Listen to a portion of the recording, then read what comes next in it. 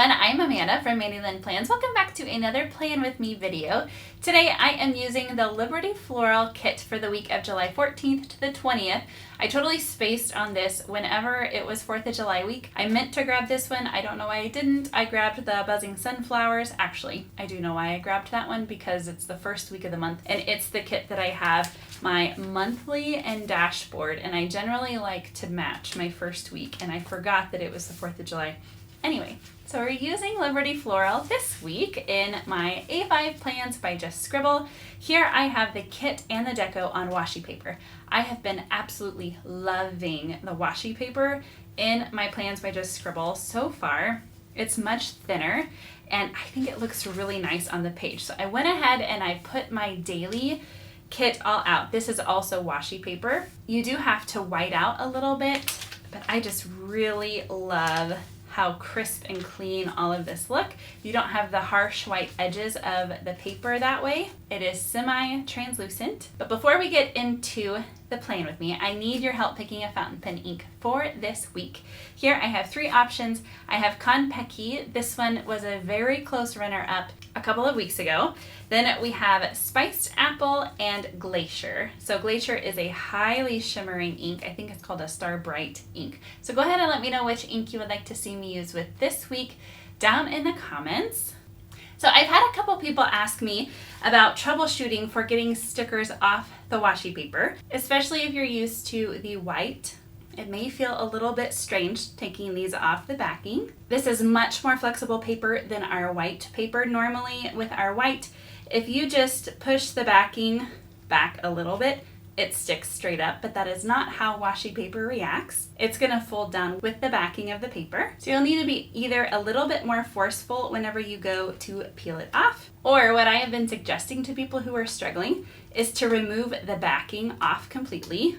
You can peel it back like this so that the only thing left is your stickers, and then it's much easier to peel them off that way. I struggled at first, but I haven't struggled as much lately. I think I'm getting used to it. I like to start with this thick bottom washi down at the bottom, and I do like for this one to go all the way across my sidebar. If you want to use your full sidebar, you do not have to put that extra little piece down there. We have the one for the right side.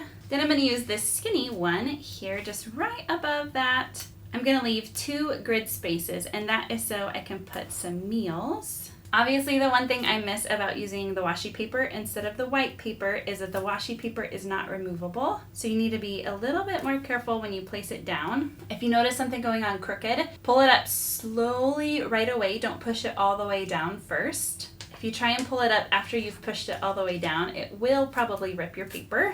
But so far, I'm enjoying how smooth it is and how thin.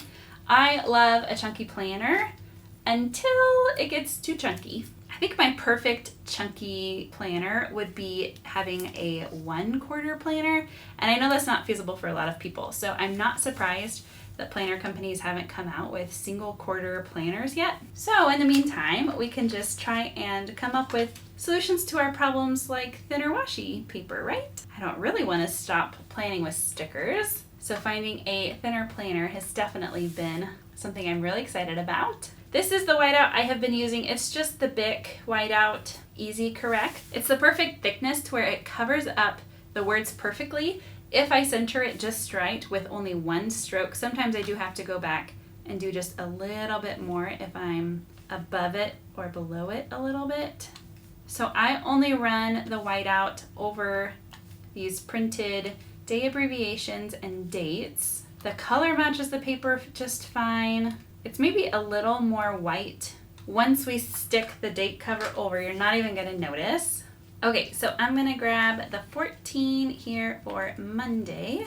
Sometimes the smaller stickers like the circles are easier to place with tweezers in case you need a little extra help. I find if my nails are too long, they get in the way and I can't place it as straight.